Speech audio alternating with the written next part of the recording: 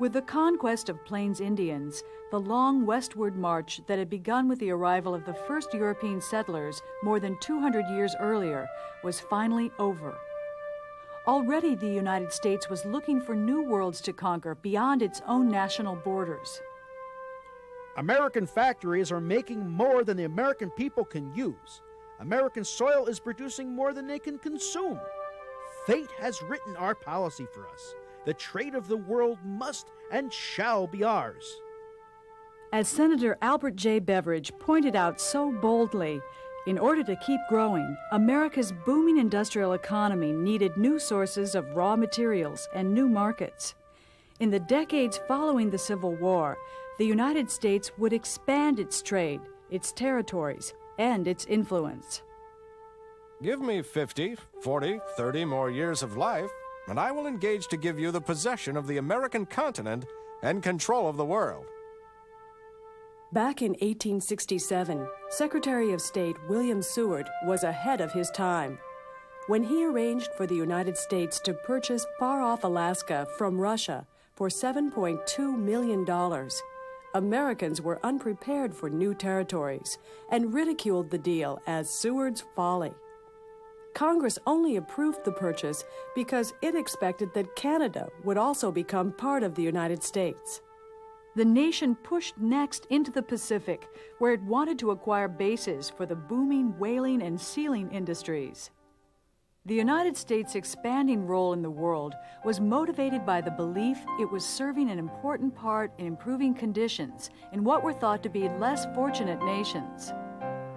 American missionaries fanned out across Latin America and Asia to Christianize and improve the lives of non-Western peoples.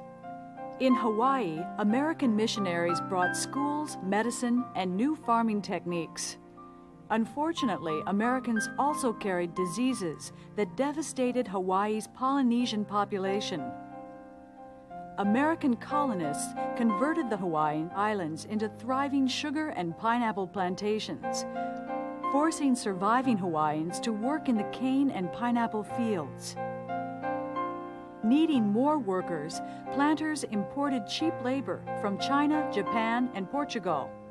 In doing so, they created Hawaii's unique multicultural society. The United States also had a growing interest in the affairs of its next-door neighbors in the Caribbean. As the eagle flies, Washington, D.C. is closer to Havana, Cuba than to Houston, Texas. This closeness meant that events in Latin America had a direct impact on American national security.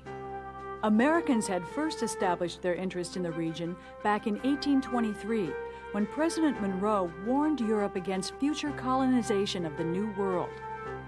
By the late 19th century, American policymakers were using the Monroe Doctrine to insist that European nations respect the sovereignty of Latin American nations. But the European powers paid scant attention to American warnings, for the United States Navy was small and outdated.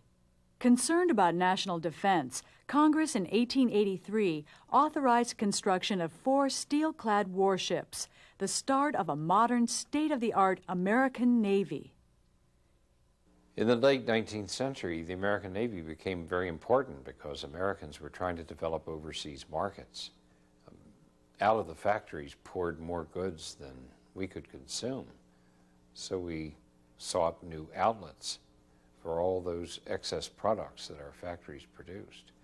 And the Navy became the link between continental United States and other parts of the world. And it was a part of our rise in the world as a major nation. We were on our way to becoming the world's most powerful nation. And a nation without a first-class Navy would never be a first-class power. In 1890, an obscure naval officer by the name of Alfred Mahan published The Influence of Sea Power Upon History, a book in which he argued that all the great nations in history had gained their power through control of the seas. Mahan gave American policymakers a blueprint for both a consistent foreign policy and national greatness. Congress responded by increasing its appropriations for new ships. By 1900, the United States Navy had 15 first-class battleships, 1 second-class ship, and 5 modern armored cruisers. In 20 years, it had risen from the 13th to the 3rd largest navy in the world. And even before the turn of the new century, the nation had an opportunity to test the strength of its great white fleet.